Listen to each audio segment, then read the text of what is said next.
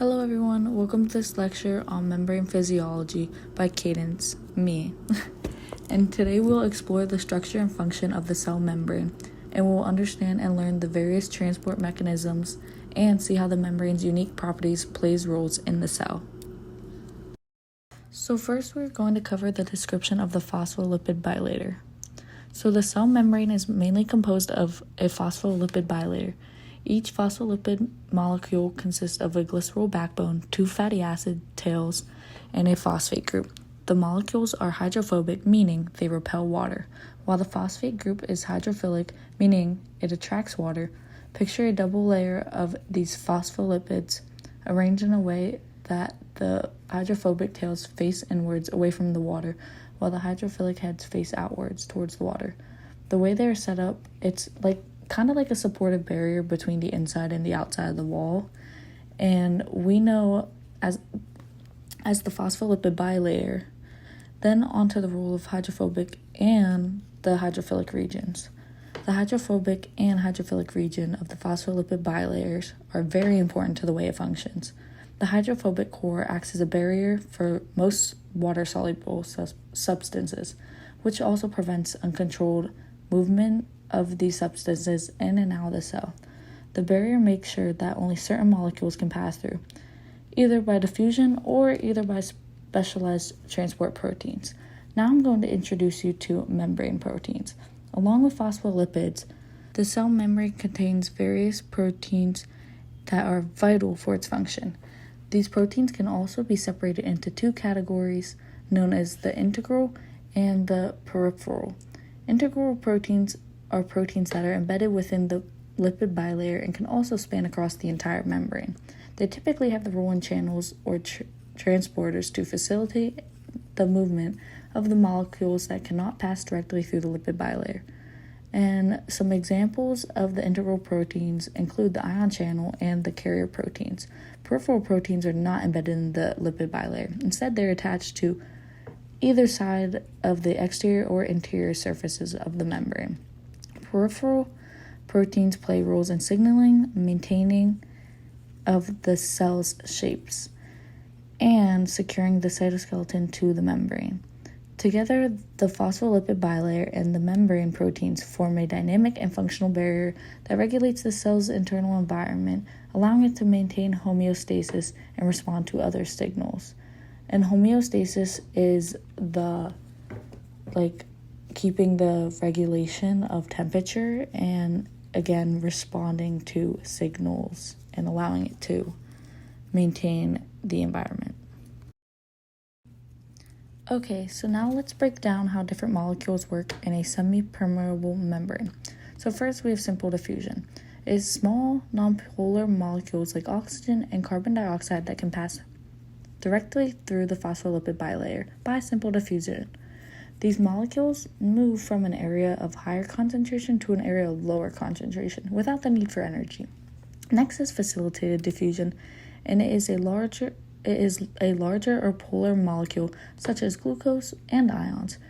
It also cannot diffuse through the lipid bilayer on its own. Instead, they rely on specific transport proteins embedded in the membrane. There are also two types of facilitated diffusion: channel-mediated and carrier-mediated. Channel-mediated diffusion is when channel proteins create hydrophilic pathways through ions or molecules so they can pass. The channels are typically selective, allowing only specific ions or molecules to pass through. As for carrier-mediated diffusion, a carrier protein binds to the specific molecule on one of the sides of the membrane to help it undergo a change, and it also releases the molecule on the other side. This process is crucial for the transfer of glucose and amino acids. Then we have active transport, and some molecules need to be transported against their concentration gradient from an area of lower concentration to an area of higher concentration. This process also requires energy in the form of ATP.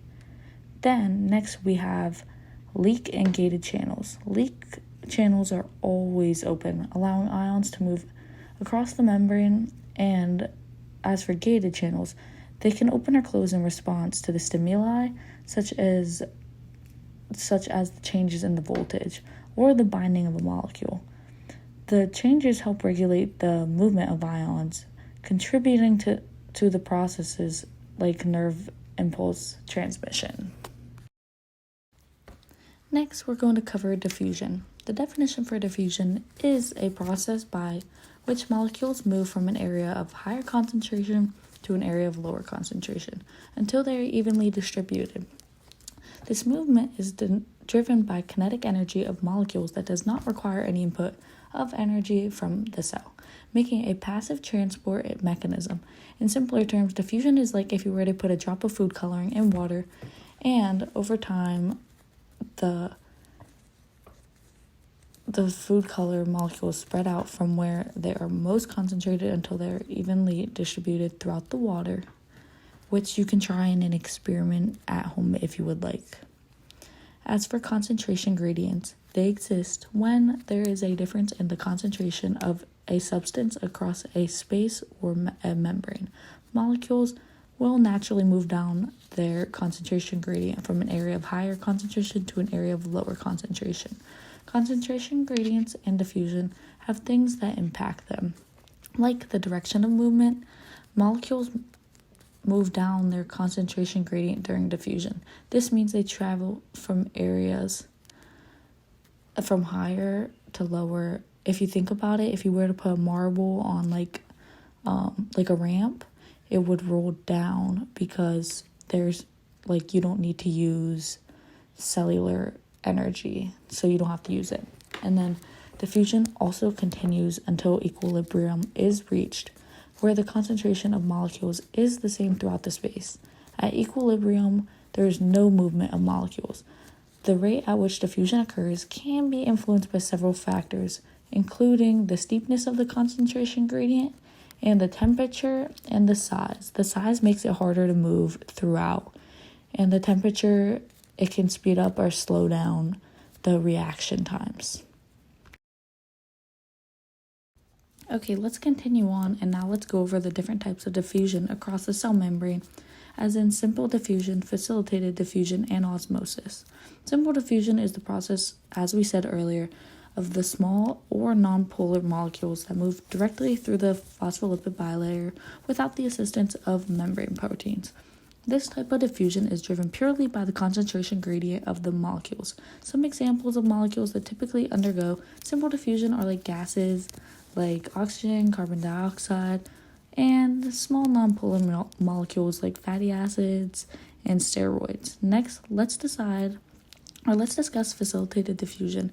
It is essential for the movement of larger or nonpolar molecules that cannot pass through the hydrophobic core of the phospholipid bilayer on its own. Instead, they require the help of some specific membrane proteins and ion channels that are a common example of channel proteins. For example, sodium ion channels specifically allow sodium ions to move across the membrane. And osmosis is a type of diffusion that involves the movement of water molecules across a semi-permeable membrane. In osmosis, water moves from an area of lower solute concentration to an area of higher solute concentration, aiming to equalize the concentrations on both sides of the membrane. Okay, now let's move on to active transport. There are two main types of active transport: primary active transport and secondary active transport. Active transport is directly uses energy in the form of a molecule called ATP. Then we have secondary active transport. This type is the protein pump that does not use ATP itself, but the cell must use ATP in order to keep it functioning. Active transport can also be carried out through the process called endocytosis and exocytosis. Exocytosis is when a cell moves something outside of itself in large quantities by wrapping it up in a membrane called a vesicle and spitting it out the vesicle. In endocytosis, a cell eats something by wrapping it up and reforming it in its membrane around the substance or item. This process is essential for cells to maintain their concentration of certain substances and it plays an important role in functioning such as nutrient uptake, waste removal, and maintaining iron concentrations. Some examples of active transport include sodium-potassium pumps, which occur in many cell types. It involves the movement of sodium and potassium ions against their concentration gradient. For example, ATP molecules are used and 3 sodium ion pumps out of the cell and 2 potassium ions are pumped into the cell. Also in humans, glucose is taken up into the intestines through active transport. Despite the concentration gradient, glucose molecules are transported from the intestines into the bloodstream. As for channel-mediated versus carrier-mediated, the definition and function shows the differences. Channel proteins form hydrophilic pores in the cell membranes, allowing certain molecules to pass down their concentration gradient. They do not bind to molecules as they transport. As for carrier proteins, they bind to specific molecules, as previously stated, on the one side of the membrane, and they change their shape and release the molecules on the other side. They can transport substances both down and against the concentration gradient. As for their energy consumption, channel proteins only transport ions and molecules down their concentration gradient, which does not require any energy. Then carrier proteins consume energy when transporting substances against the concentration gradient. Then their rate of transportation is also different. Channel proteins transport substances relatively fast, while carrier proteins' rate is much slower. And the types of molecules they can transport is also different. Channel proteins are water-soluble molecules, and carrier proteins transport both water-soluble molecules and insoluble molecules. 2 examples consist of voltage-gated potassium channels, and these channels are open and close in response to changes in membrane potential, allowing potassium ions to flow through. And voltage-gated sodium channels are crucial for the action potentials in neurons. Next, we're going to go over the types of channels we have. First, we have leak channels, which previously stated they always are open and allow ions to move freely. Next, we have gated channels, which remain open in response to stimuli. Then we have pumps, which is used for ATP to move ion against their concentration gradient. Now, let's explore how the structure of the cell membrane contributes to its selective permeability. The cell membrane's selective permeability is a direct result of its unique structure, primarily composed of lipids and proteins. The arrangement creates a hydrophobic core that prevents the free passage of water-soluble substances while allowing lipid-soluble molecules to diffuse through. Then there are membrane proteins, which regulate what enters and exits the cell. They include channel proteins, carrier proteins, pumps, and each specific functions have their own specific functions. And channel proteins create hydrophilic pathways for ions and small polar molecules to pass through, while carrier proteins bind to specific molecules and transport them across the membrane through conformal changes. Pumps, on the other hand, actively transport molecules against their concentration gradients using energy from ATP. Before wrapping this up, I wanted to recap some of the important things we covered. We started by discussing the structure of the cell membrane while talking about the phospholipid bilayer and the membrane proteins. We saw how the hydrophobic and hydrophilic regions of the phospholipids and the roles they have. We started also by exploring how the membrane structure leads to selective permeability, allowing specific molecules to pass through while blocking others. This selective passage is really important for maintaining proper environment of the cell. We then defined diffusion and explained the role of concentration gradients and covered simple diffusion, facilitated diffusion, and osmosis. Each of these processes help regulate the movement of molecules across the cell membrane. We then also compared and contrasted active and passive transport, while including the roles of channel-mediated and carrier-mediated transport. We also discussed the differences between leak channels, gated channels, and pumps. Lastly, we learned what contributes to maintaining cell homeostasis, ensuring that the cells function optimally and respond really good to the external environment, resulting in homeostasis.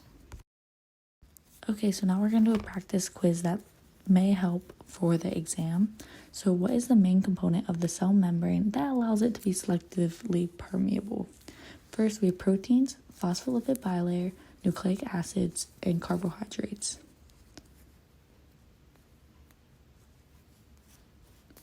That's right, B, phospholipid bilayer. Okay, now we have what type of transport requires energy in the form of ATP to move molecules against their concentration gradient? B, active transport. Okay, now we have what membrane protein establishes and maintains the cell's membrane potential?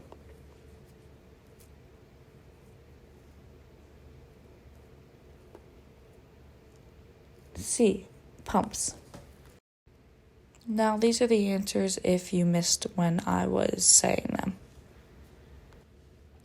Okay, and then I just wanted to say, as we prepare for the exam, to make sure review the vocabulary words and the concepts, and maybe do some self-quizzes that may help, and to review all the concepts we learned so far. Good luck!